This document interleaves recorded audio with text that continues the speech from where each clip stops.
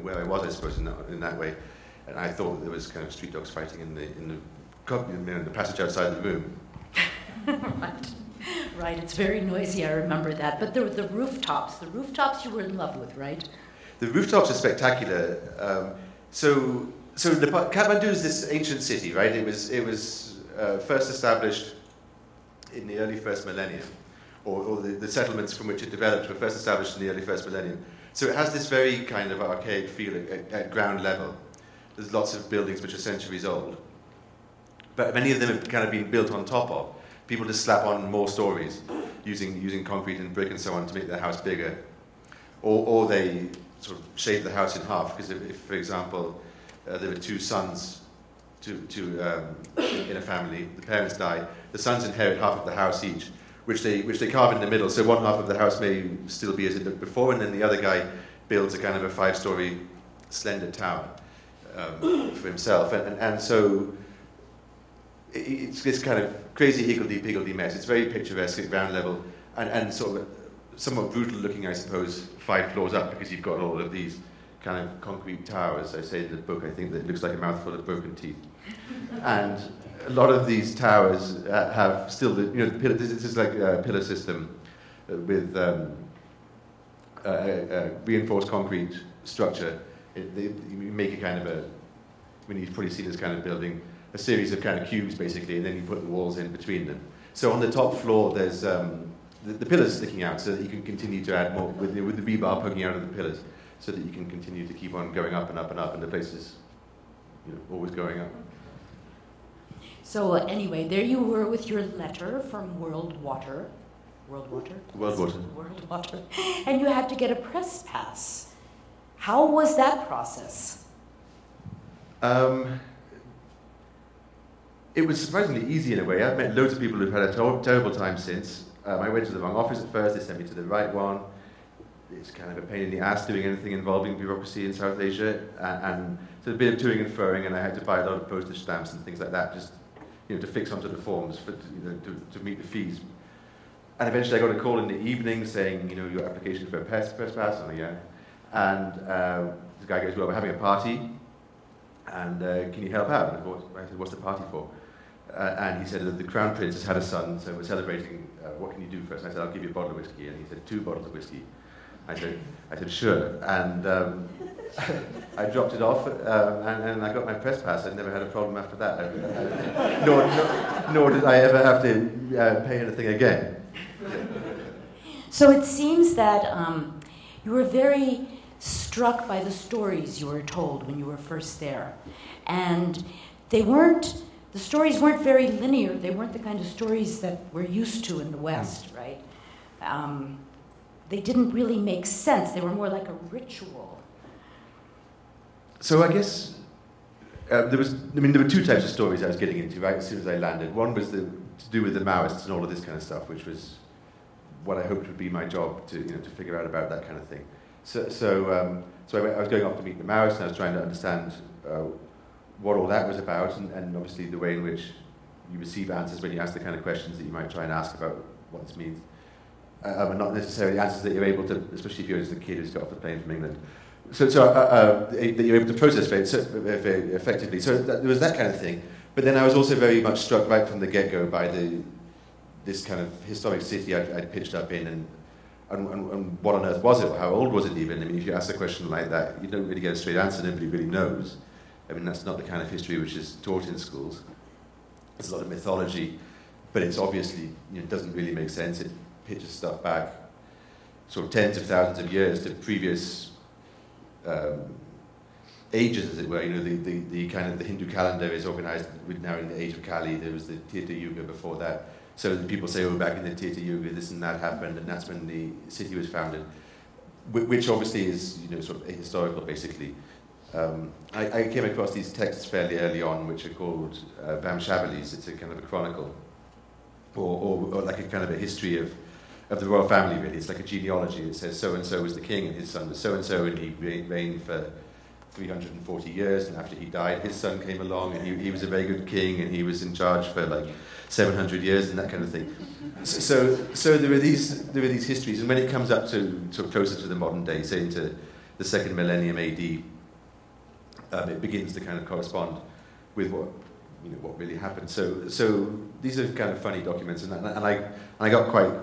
They're a good read too, if you're a bit of a conehead, and I got very keen on that kind of stuff early on. Yeah. Yeah, you must have. I mean, did you have any idea that you might be writing a history yourself at that point? No, that came much later. Yeah. So the microphone keeps on drifting in and out. Is it? It's okay. That came much later. So sort of skipping. I went and lived in Thailand for a while when I was a Southeast Asia correspondent, covering countries like Burma and Thailand and Malaysia and all of that type of stuff. I was based in Bangkok. And I lived in Nepal for 5 years before I went to do that, and I never really liked Bangkok, and I missed Kathmandu very much. And it was while I was there that I came up with this idea: I'm going to go back, I'm going to live in Kathmandu again, and I'm going to write a book about the city. Madness. Madness. But, okay, so let's go back to when you were first there, and the emergency had been declared, right? And the king had deployed the army against the Maoists, and there was a lot of fighting was going out on the hills, but Kathmandu was still kind of insulated from all of that, right? Yeah. And one morning, you woke up in your room to the sound of an explosion. Tell us about that. Yeah, so it was about kind of between 8 and 9. It wasn't really particularly early. It was a loud bang, yeah. So I went up on the roof in my underwear, and all these pigeons flying around and stuff. So it's obvious that there'd been an explosion. There's some smoke, I think. I mean, it took a while. Sorry, you can't hear me. It took a while to figure out exactly where this had been. It turned out to have been at the end of the street. And what had happened was that the Maoists had put a bomb inside a teddy bear, a brand new, bright, shiny teddy bear. And luckily, this had been understood by the locals as a suspicious object. I mean, they looked at it straight away, and they called the army. So perhaps that was what the Maoists intended. They said that there'd been a teddy bear bomb before. My neighbours told me that, but I never was able to. I've never heard of any other instance anyway. It wasn't a well-known tactic. It blew up when the soldier approached it to defuse it, and it killed him. So that was as close as the war really got to Patan, where I lived. We used to have these military checkpoints, which made people pretty nervous having soldiers around and stuff. But that was the only time in which the war really penetrated the city in that phase, I think, especially my neighborhood. The real bother was out in the hills. And one of the problems that Nepal faces, like lots of countries which are monarchies, basically, or were monarchies, I mean, you could say the same about Britain with London or France with Paris, is that you get this kind of overweening capital city which kind of sucks all the air out of the whole country and easily neglects what's going on in the rest of the country. And that's totally the case with Nepal. And Kathmandu's kind of like this sort of great big,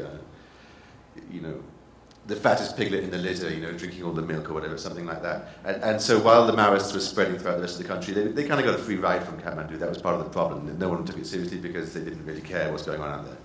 But you decided you were going to buy your landlord's son's motorbike and ride out to the west and go to a Maoist village, or to a village where there were Maoists.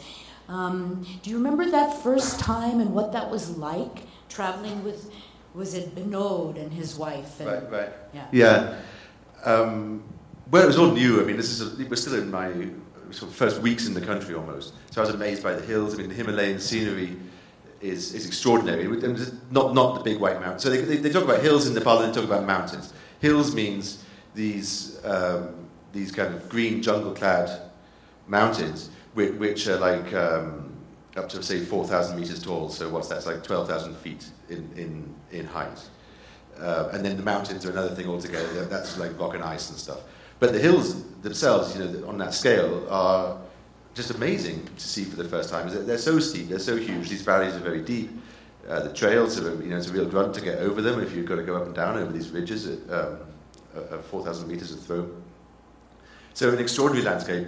And then, what I discovered in the course of this trip, I teamed up with a few locals who I met, like a school teacher. I couldn't speak Nepali, so I needed him along. And we met this health worker guy and his wife. They were going back to see his parents. And so we walked together.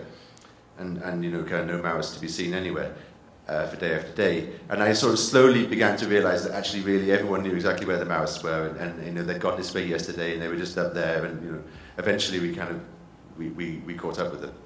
And there's an extraordinary scene in there, though, where suddenly this young woman appears on horseback. Oh, you like that, huh? I like that. I just tossed that in, and 2 or 3 people have said, "Oh, I really like that." You know, no, it's an amazing thing. It's just one line. I don't know why I put it there. Describe it. So we're walking along in the jungle, and suddenly, I've never seen anything like it since either. This young woman, sort of high cheekbone type, because there's lots of different sort of ethnic types in Nepal. So a Janjati, as they say, on a horse, the sort of bandana, sort of appears out of the jungle and then gives the pony a kick and disappears again. It's a thing I could have easily missed out, but everyone likes that.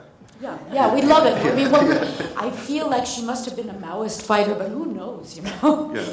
So you got to the village and you talked to a teacher who had been tortured by the army, and was it a tailor who somehow had been rescued by the Congress people? Yes. What was that? This is typical of what a civil war is like. So everyone knows everyone, right? And especially in village society. Many of them may be mixed up in politics on one side or the other. Many of them may wish to get revenge on fellow villagers who are not mixed up in politics by whose property they covet or who they have some grudge against, by saying that guy's a Maoist even though he's not, for example. So what happened to this guy was he got arrested and he really was a Maoist, but the Congress Party, which is the sort of the major centrist democratic party in Nepal, who were enemies of the Maoists, they went and told the army he's not a Maoist, because they thought if the army kills this guy, and that's what they used to do to people who they arrested, then the Maoists will come and kill me. So it's all kind of, dolls within dolls, or sort of smoke and mirrors, and it's very difficult indeed, especially for the army as it turned out, to really pin down what's going on in an insurgency like this. They can't tell who's who, and even when they got the right guy, their friend comes and tells them it's the wrong guy. So it's sort of, I mean, it's typically Nepali as well that it just gets so confusing. And then you got to the next village, and there was the commissar's wife and her baby, and she was on child leave or something. There were all these women with their babies. Maternity leave. Yeah. Maternity leave, yeah. And then the commissar showed up and was showing you his sock bombs. Socket bomb, yeah. This is like basically a pipe bomb, I guess, is what you call it. Yeah. They call them socket bombs. It's a bomb in a pipe, and you can kind of pull a pin out to make it explode a bit like a what do you call it? A hand grenade. In fact, this guy who tried to blow up New York the other day, these bombs that he'd made were sort of straight out of the Maoist armory, the socket bombs, and also the pressure cooker bombs. That was their other favorite weapon. And with a pressure cooker bomb, like if you put it under a bridge, it kind of blasts just a little round hole, like the size of a dinner plate, through the top of the bridge. Or if you put it up against a wall, you can knock quite a decent-sized hole out of the side of a wall, like maybe the size of one of these chairs or something like that. So these are the kind of weapons that the Maoists had. That, and they had guns which they'd stolen from the police and the army. But when he was showing you his socket bomb, he couldn't get the tape back on. I love this detail. Can you tell what happened when he couldn't get the tape back on? I was a bit worried about it. The pin, as it were, which you pull out to explode this bomb, it looked like it was a matchstick, like a wooden matchstick. So they were and they had a bit of tape there to stop it from dropping out by accident. So they pulled the tape off, and they were like holding it upside down to show me how it kind of drops out a little bit, and they get a hold of it and explode the bomb if they need to. It was a defensive weapon. They said if we get chased, we'll throw this and we'll clear off. But they couldn't get it on. I had to give him an elastoplast to make his bomb safe. Right. So anyway, then you went back to the city. Yeah. And what did you feel a disconnect? Did you feel, there you were out in the hills with these people, and you get back and it's business as usual? Well, I felt like a sort of a smug, smart young journalist who's kind of gone off and found something which no one else knows. And, because everyone was sitting in the city, they thought they were going to have an election in the next couple of months. And it was kind of obvious, because no one was going out, and there wasn't a very good exchange of information between the city and the villages. So, any person in that position, I guess, and the world, and especially conflict zones and disaster areas and places where there's exciting politics going on, are full of people who treasure their special knowledge. So I came back thinking, I've gone out and I've discovered something which no one else knows, which is that it's not going to be an election. It's obvious. Right. And it dawned on everyone else around the same time, of course. Right, and you were attending social functions at the British Embassy, and there were all these people the Queen's birthday party and things like that, and people were denouncing the demand for land reform, and there's a class war going out in the countryside. It must have been very strange. And you talk about one night being invited to a dinner at the ambassador's residence in honor of a junior British foreign officer and who was in town, and you talk about how that evening made you start wondering what these people were actually doing there. Yeah, so I didn't really discover the significance of this until later. There was a junior British Foreign Office minister, something like a kind of assistant secretary of state or something like that in American terms, who had responsibility for the region, who came out for a dinner. I used to hang out with all the diplomats and stuff, so they invited me to this dinner. And there were these young guys, who were a bit like me probably, who'd been to Oxford, and instead of going to bum around Asia, these guys had joined the Foreign Office, and I'd never met them before. And they started talking about, what we need to do is strengthen the Nepali government's intelligence, the information that they have. They didn't say intelligence, I think. They would have thought that was indiscreet, but they said they need better information or whatever.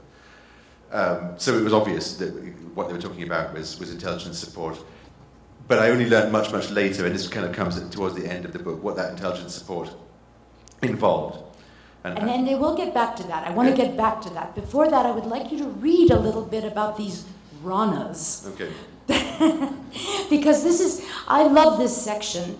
You talk about a dinner at one of your Rana friend's house. Look, I figured out what these magnetic bookmarks are. So maybe from the bottom of that page to where the... Okay, so I should probably explain that there's so until 1950, 51, Nepal was governed by a dynasty called Rana. They were kind of hereditary prime ministers. And their rule was notorious for being very cruel and exploitative. And this is a kind of a sprawling family. I think that's the other thing you have to know. That by now, there were hundreds and hundreds of Ranas. There was only... they're all descended from one guy who lived in the early 19th century. But he had 7 or 8 sons who all had a dozen wives and scores of sons. So by this stage, there's an awful lot of Ranas. And this is a dinner with one of them. I used to go and hang out with this guy quite a lot. He's an old-timer. The small garden was half wild. Inside the door was a sign that said, Om Sweet Om. Vaikunta lived almost entirely in a single room. There were 4 Chinese illustrations on the walls that seemed to be made of gold leaf, providing a residue of grandeur to the ashtrays and whiskey bottles and the old people's clutter of thermos flasks and Tupperware and emergency lights. On the other side of the room, a small group was playing marriage for 5 rupees a point. If you want to move in high society, you have to learn this game, Vaikunta said. The Queen is a player, and the King is also very keen. Casino chips were being counted in and out of a biscuit tin and scores marked with a pencil stub. I asked him what had happened to all the furniture and the pictures that the old palaces were stuffed with. He answered after a long pause, speaking slowly. When you are left with a legacy of great days and you do not have money to carry on, what do? First jewellery goes, then property goes, then you start selling furniture. You sell even the beams. You sell the beams, then the house falls down. Exactly, he said. The second word was lost in coughing. And on till the last. You don't let it show. It's a principle of aristocracy anywhere in the world. Don't show your weakness. Don't show that you do not have money. I'm making a grand error by drinking this, he remarked, referring to the cheap bottle between us. Vaikunta's current furniture was fairly modern but unfashionable. He'd kept most of his possessions on his estate in the plains, where the Maoists had destroyed everything they could and stolen the rest. He apologized for the glasses we were using. The Maoists had thrown all his crockery and glassware into his empty swimming pool. Most unpleasant people, he said with feeling. The palace where he was born was a hotel now. My bedroom they have made into 3 rooms. 3 rooms and a bathroom. Other big palaces have been broken. New buildings have come up. It is, he paused and continued almost inaudibly, it's rather savage. I'd recently been in Singadurba, the government secretariat, to interview an official from the Ministry of Women, Children and Social Welfare, who had told me that the building that housed his ministry had previously been the Rana Harem. Does that sound about right? Does it sound possible, I asked. No, Vaikunta said chestily. We didn't call it that. My father had 9 wives, and what do you call it? More than a couple of wives, does it become a harem? My grandfather also had many. They had nothing but parties, he added. more to himself than me. These were women who were given titles because they bore children. These 9 wives of my father's. But then he also took care of all the others.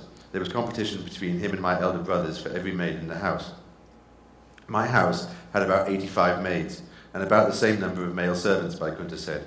Mind you, only a few of the men were allowed inside.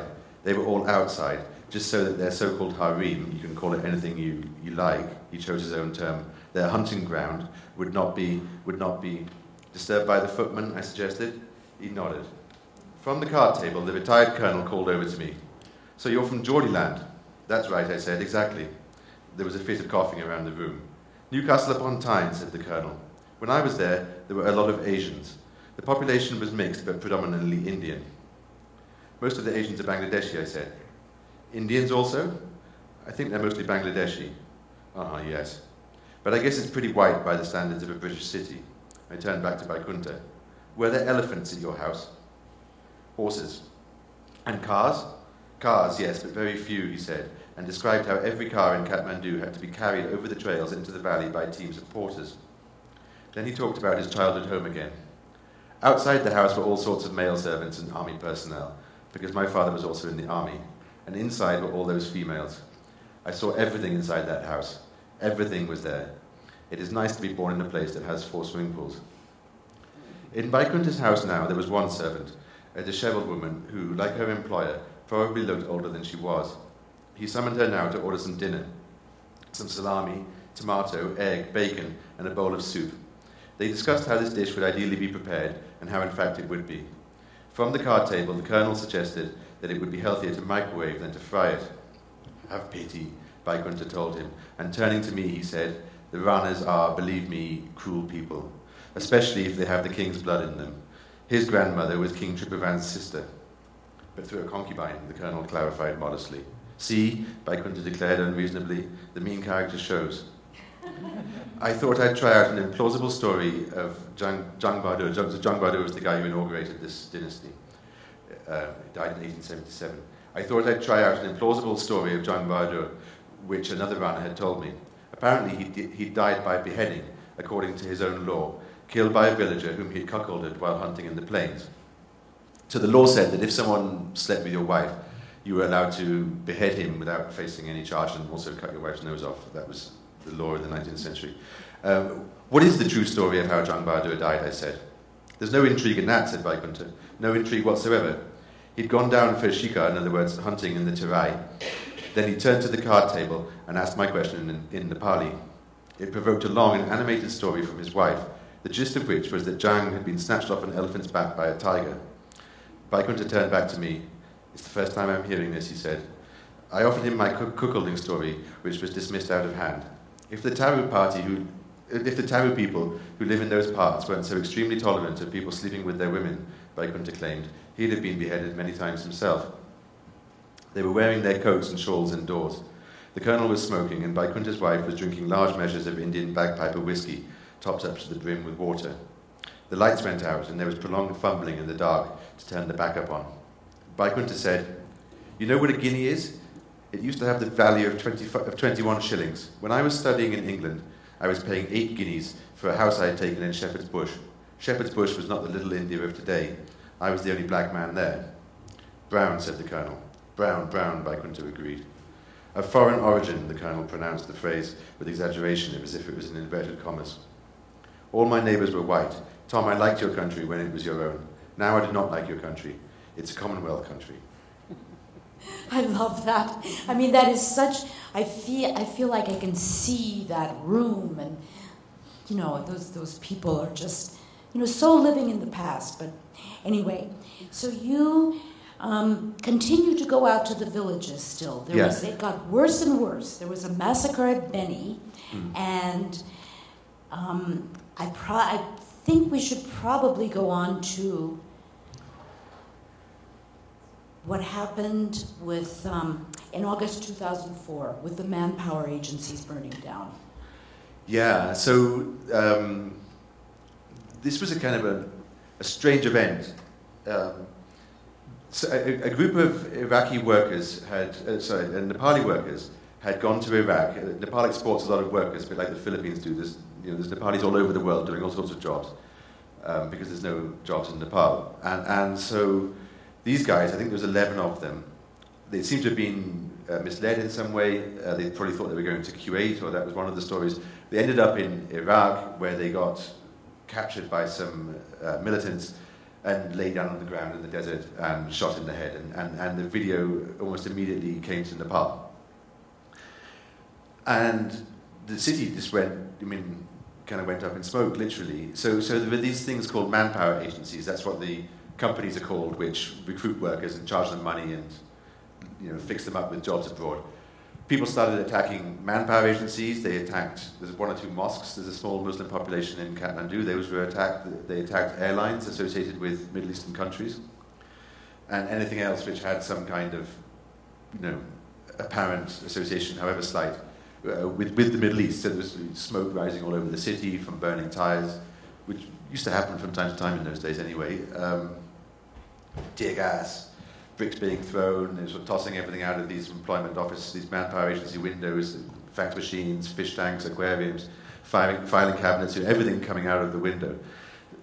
Including the papers of all the people who had paid lots of money to go somewhere. Well, exactly. All the guys who hadn't got fixed up yet, who were just sort of given the cash, taken out a horrible loan, no doubt, in order to go and work in a radio factory in Malaysia or petrol pump in Qatar, or all of these things that these guys do. So, the peculiar thing about this riot, and there was actually a similar event recently in a way, but the peculiar thing about this riot was that so no one knew who organized it, right? This is a time when the politics was very fractious. There's all sorts of conspiracies. It's not really clear who's doing what to who, So nothing really happens typically without someone pulling some strings. To get a bunch of people out like that, bright and early in the morning, the day after the DVD lands in the bazaar, it implies some kind of orchestration. And there were strange things like the newspapers were attacked. Why were the newspapers were attacked? And the journalists are all inside calling the palace and calling the police and whatever. And no one turns up, no cops turn up or whatever to help them out. So all kinds of conspiracy theories emerged around this event. And I guess one of the reasons why I mention it in the book, one is to introduce Nepal's small but ancient Muslim community who had a terrible day, and the other is to kind of introduce this idea of all the rumours which circulate and sort of the lack of clarity about who's doing what to who, and if you never find out, who did that and why, and who the victim was and who the perpetrator was, then what does it even mean that happened? And Nepali politics can often be like that. So, and that's another reason why I kind of dwelt on that story. Right, and then years later, you talked to the chairman of the Kashmiri mosque that was burned down, and what was his theory of why? He said he called the prime minister, was his best friend, right? Yeah, well, everyone's best friend's the prime minister, right? Right. But yeah, so he got through on the phone at least, and he didn't get any help. I think he thought it was the palace. Other people thought it was various political parties who were trying to get at the palace by showing that the palace couldn't stop it from happening. So, all this intrigue, all these... constant intrigue. Yeah. This is the sort of atmosphere of the city, which is one of the things I try to get across. Right, and so this kind of brings us back to when you came back from Bangkok, having been gone 2 years, and you were at a party one night with some foreigners, and they kept mentioning Mustang, and Operation Mustang. So do tell us about Operation Mustang. So Operation Mustang is a sort of as a person from Mustang here this evening actually. Mustang is a region of Nepal which is kind of high altitude Tibetan desert, and the name of this place was taken as a code name for a British intelligence operation which had been hinted at that dinner all those years earlier, in which a bunch of British spies sat in the embassy and liaised with the Nepali intelligence agency, which is called the NID, to help them figure out how to penetrate the Maoist organization in Kathmandu, because the Maoist organization in Kathmandu was doing things like planting teddy bear bombs and so on. And they would do things like, their main thing, they had various interests. I mean, when you're running a Maoist insurgency, you need money, you need information, you need to sort of frighten and confuse your opponents. So they would do things like make extortion demands, and and if the guys didn't pay up, they'd go into the office, they'd sort of put one of those pressure cooker bombs in the toilet and shout a warning and run out, and the toilet wall gets blown out, and you pay next time. Or they would give threats to people, call up army generals and say, we know you're shooting all those villagers, you better stop it, or we're going to get you. This was the Maoist, what did they call it? Special task force in Kathmandu, getting up to this type of stuff. What the Brits thought was what they would do, they would help the NID penetrate them using the kind of techniques which the Brits had used in Northern Ireland. And so it was quite a large operation by the standards of British intelligence, so I'm led to believe. 4 or 5 officers in Nepal, a whole team back in London, monitoring it constantly, 3 or 4 safe houses, where, and then a team of about 30 local spies, Nepali spies, NID officers.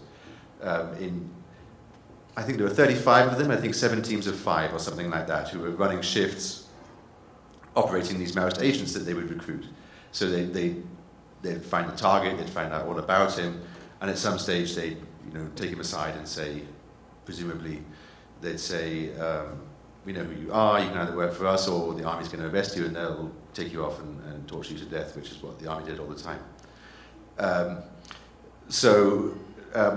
What I think the Brits were trying to do here was at first, as I began to put the pieces of this together, I should say that the reason it all came out is because after the Brits packed up and left, some of the Nepali spies nicked all the gear which the Brits had given them.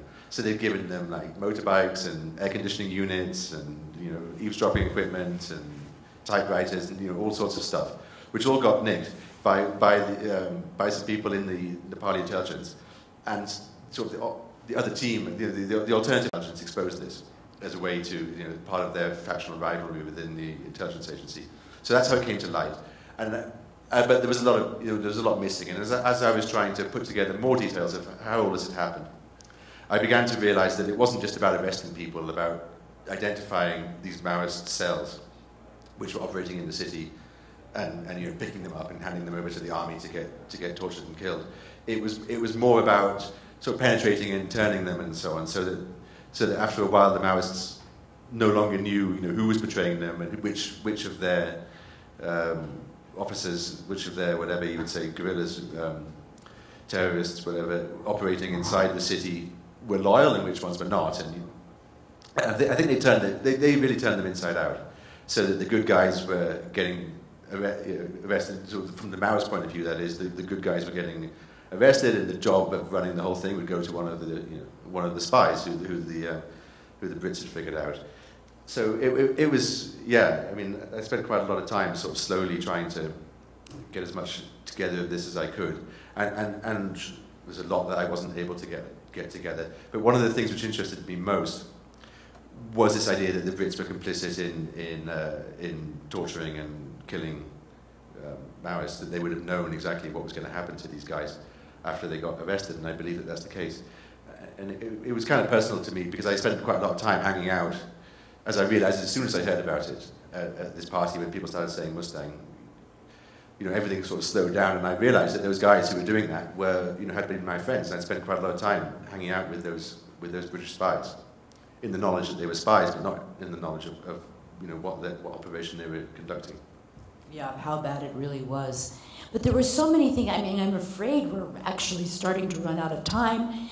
And I want to talk about several things. Quickly, the development aid thing, what you call your walnut theory, and why Nepal is so dysfunctional, and what you say dysfunctional by design. Right. So this is one of the bits which has got a lot of attention in Nepal. Towards the end, I kind of take a free swing at the development industry, which is huge in Nepal. By development industry, I mean these kind of international donors. So some of you may not quite sort of see it this way, but there were. I mean, when it comes to international aid and so on, there's different parts. There's after some kind of natural disaster, a huge flood or an earthquake or something like that, there's this emergency relief, or if there's a refugee crisis, there's emergency relief, and that's one thing. A lot of what goes on all of the rest of the time in very poor countries like Nepal, and Nepal's one of the poorest countries in the world, is more development aid, where they try to build institutions, or they try to sort of improve the standards of health provision or of the education sector, or sort of make the government more democratic, or this, much more sort of difficult institutional long-term aims, which are supposed to promote the country's development.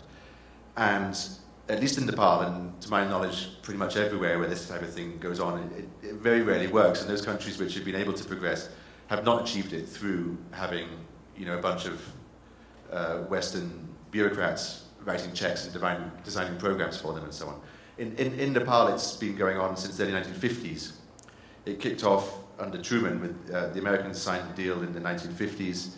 The Japanese and others followed in the years after that. The Brits came in about 1961. Now there's a dozen or more international donors. There's a similar number of UN agencies. There's hundreds and hundreds of international NGOs, from big ones that everyone's heard of, like Oxfam, to God knows what. And it's a huge sector of the economy, and yet, where's the bacon? Because the rest of the country is desperately poor, and Kathmandu is full of people who make a lot of money working at this, living nice middle-class lifestyles with no apparent benefit to the rest of the country. So I've been very critical of this. And yeah, this idea of dysfunctional by design is that basically the reason that Nepal has failed to develop is that the government is extractive and corrupt. It's not originally my idea, I should say. The government's extractive and corrupt, and basically those in power and their clients below them and those who they appoint to the bureaucracy and so on are basically in it in order to, take resources out of the country's development and into their own pockets, and quite possibly out of the country altogether eventually. And the reason why the education sector doesn't work very well is that if you had a good, well-educated population, then this rabble would be out of power, for example. Many in the government have substantial investments in private health service provision, in hospitals and so on.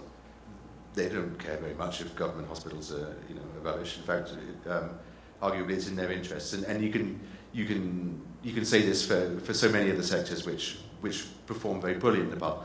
And yet the donors keep on pumping money in. If anything, it seems to incentivize further dysfunction. As long as the country remains poor and corrupt, then its rulers are safe and the money keeps flowing. So this is what I describe as a kind of walnut theory, that over the 5 or 6 decades, six and a half decades now of development aid in Nepal, the international donors and the bureaucracy have become so thoroughly entwined. I mean, for example, ministries such as health and education and so on were set up under foreign tutelage and foreign direction in the 1950s. They're now implementing policies which are evidently not working, which replace earlier policies which also didn't work. It was one scheme after another. It was education for all in the 90s. Now it's the something school improvement program. Targets missed all over the place. The donors and the bureaucrats are so thoroughly enmeshed and mutually dependent that the donors need the bureaucrats in order to spend their money. They've got their targets to meet, right? You don't win any promotions in a donor agency by saying we couldn't shift the cash, in this poor country. They want more cash next year, so they're always in a scramble to sign things off, even in the knowledge that they're not performing very well. And you get this kind of function of sort of complicity in this dysfunction, and no one really wants to rock the boat or blow the whistle on it.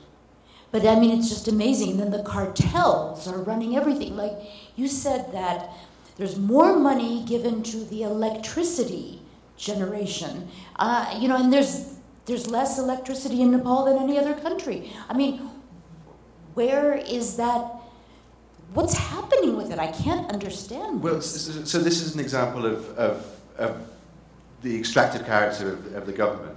So a lot of private sector operations are controlled by cartels which are politically protected. So, for example, road haulage. There are a few well-protected businessmen who control all road haulage. If you come along with a bus or a truck or something and you're not a member of that cartel, you'll be driven off the road almost literally. So the vehicles are very unsafe, they're inadequate, prices are too high, the cost of moving supplies around Nepal is exorbitant. I forget the statistics, the studies have been done which are cited in there. and it's the same with, I don't know, so water delivery, for example. People need water deliveries to their houses because the sort of municipal plumbing infrastructure in Kathmandu is completely inadequate to the rapid growth of the city in recent years. So these water tankers, the water tanker guys who'll come and fill up your tank, they have a cartel. And if someone tries to impose standards on them or whatever, it turns out there's botulism in the water, then no one can arrest them, because if they do, they'll come and park their tanker in the middle of the road for half a day until the police relent. So gold is very important to many consumers. People buy a lot of gold. The goldsmiths have a cartel which allows them to fix their scales and so on. The whole economy is kind of, people talk about mafias. They don't mean by mafias that necessarily there's a lot of kind of crime, but more that it's kind of stitched up into these opaque gangs and cartels and syndicates. Syndicates is a commonly used word. Okay, and I think we have to mention the disaster of the earthquake. When you published this book, it was just really a few months before that. When I read the book, it was a few months before the earthquake, and I was so struck by this description you gave of how you would obsessively, as you walk down those streets, which are like gullies, these tall, tall houses, and you would walk down there thinking, where will I be when it hits, when the earthquake hits? And we all did that. I mean, I did that all the time. So where were you when the earthquake hit? I was sitting in a parked car far away from any buildings, so I was immediately kind of a great relief to realize that this was the earthquake, because everyone in Nepal had been expecting this for a long time. It was known to be due roughly on average. It had been a long time since the last one. Kathmandu is a very vulnerable city for reasons of its geology and also the way in which it's been developed in an unsafe way, the building standards and so on. So everyone was really worried about it, but I just put my kids into the back of the car when the ground started shaking, so I just climbed in after them and shut the door, and we weren't parked close to any buildings, so fortunately we were fine. And I received a text message from my wife to say that she was fine before the shaking even stopped. So there was no great kind of personal anxiety surrounding the event. The funny thing was that the city was largely spared. I think about 900 people died in the Kathmandu Valley, which is a heavily urbanized area. But it's home to about 3 million people, so 900, bad though it is not that bad. And altogether, 9,000, almost 10,000 people died. So most unexpectedly, all of the worst effects were in the villages, in rural areas surrounding the capital. I mean, the capital was right in the middle of the worst affected zone. But these concrete buildings turned out to be a bit stronger than everyone expected, and it was the village houses which fell down. And unfortunately, despite all of the attention which had gone into earthquake planning and so on, and here again, the donors in their wisdom, they hadn't really considered what they would do in the countryside, where there was very poor access to the people who had actually suffered worse from the disaster. Everyone thought it would be in Kathmandu. Right, and the other ironic thing, I remember, we would watch these horrible concrete buildings go up, and a friend of mine actually said, we were standing up on Shivapuri and looking down at the valley, and she horribly said, our only hope is the earthquake, to take down this crap. But that's not what happened. It was the temples, it was the historic places that came down. These concrete things remained, although they remain empty because they're unsafe, right?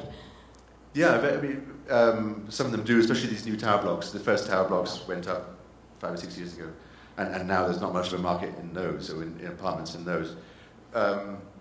It was the temples and the old houses that came down, so the most traditional settlements in the valley, which were worst affected. It's something that you kind of hear sometimes and you expect to be true, the traditional forms of architecture in earthquake-affected areas are resilient. Nothing of the sort. Nepali architecture, traditional Nehru architecture, which is this very fine architectural tradition, which is, this picture on the front of the book is an example of this sort of wonderful pagoda. And I talk about this architecture quite a bit. Is actually rather poorly adapted to earthquakes, despite the fact that they have them roughly once a century, and it was these traditional buildings which came down, as they have in every other previous earthquake, and always been rebuilt afterwards. And they will be rebuilt again. Slightly fewer every time, I suppose, and in certain cases, probably not very well. There are concerns about the standards of some of this reconstruction, but some of it will be. I'm involved in a documentation project, actually, on the rebuilding of Kathmandu Upper Square, where that picture's from. And that's going to be done in to a very, very high standard. Other bits, I mean, there's already concerns that they're sort of tipping concrete all over things where they really shouldn't. Well, a lot of these horrible apartment buildings were not built to code, and you actually write, you have a great quote in there, you say, apparently the developers took insurance in order to get loans, but now they're looking for a payout from the government, and the money to be made on such a scam makes me think it might have a future. Watch this space, yeah. Yeah.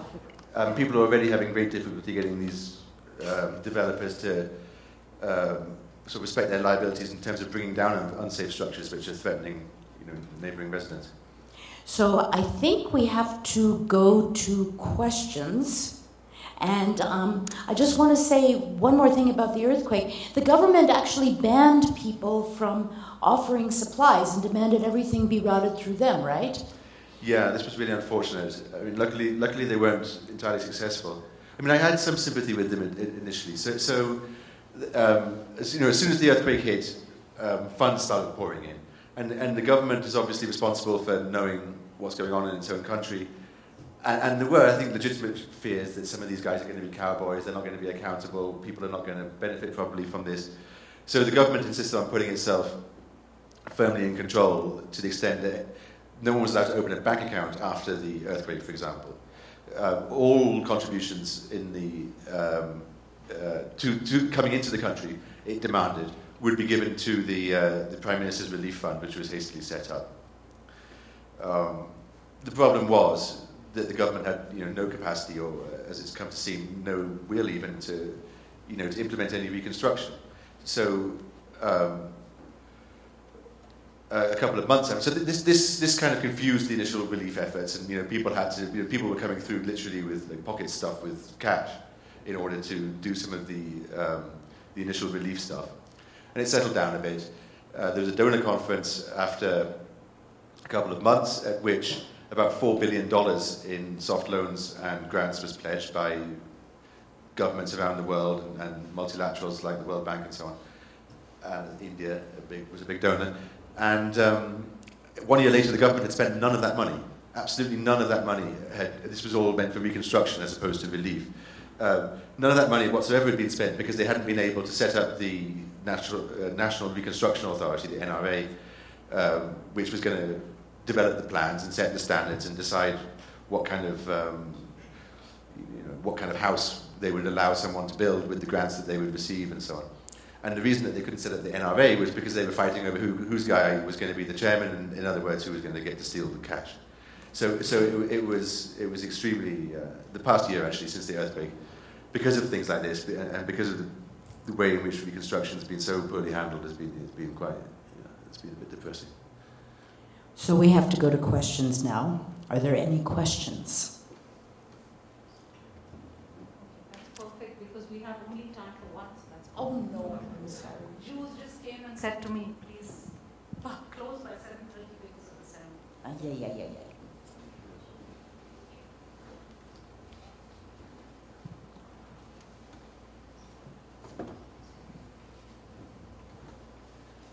I wanted to get your interpretation of the events surrounding the assassination of the royal family.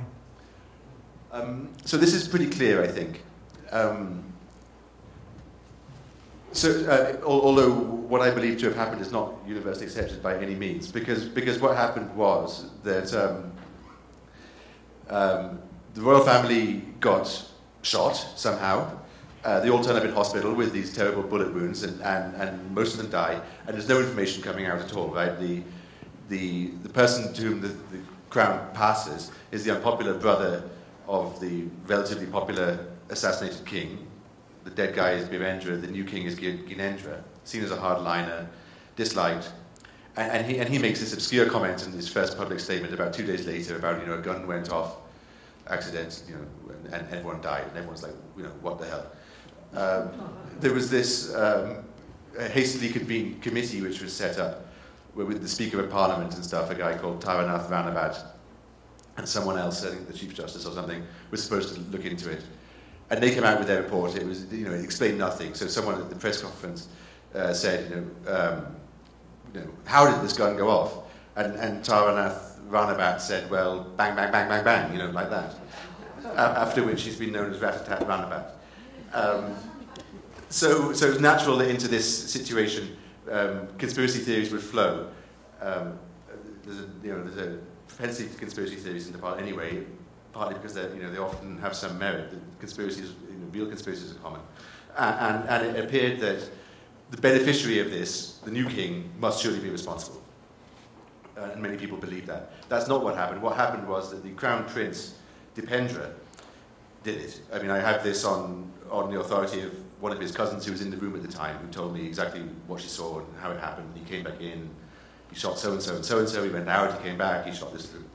And that's clearly the true version, and the reason that he did it was that he wasn't being allowed by his mother to marry the woman he wanted to marry. He probably intended, I think, to kill his father and thereby inherit the throne, and then he would be able to do what he wanted, and somehow he just kept going. Or he was just stoned out of his mind on whiskey and hash and cocaine. Well, he was, whiskey and hash for sure, and quite possibly some coke, I don't know, but... yeah. Although no Nepali will believe it. No Nepali will believe it. They'll say that that it was somebody in a mask, in a Dipendra mask, so some people set up by Indians. Masks, CIA sort of abseiling in from choppers. There's all kinds of ideas, and the Maoists really played into this. There was a notorious article which was published in a daily paper by one of the senior Maoists, alleging that it was an Indian plot, and this played very well for the Maoists. And it helped to undermine the monarchy. I mean, it definitely contributed to the abolition of the monarchy. Doesn't hurt 7 China years later. either. Doesn't hurt China that it's always India's fault. Indeed. India has a great role in the party events, but there's a lot of argument about what that role is. And India must play a horrible role once again and end the session. So, thank you very much to our two panelists. Thomas's book is outside, ready to be signed once we end the session.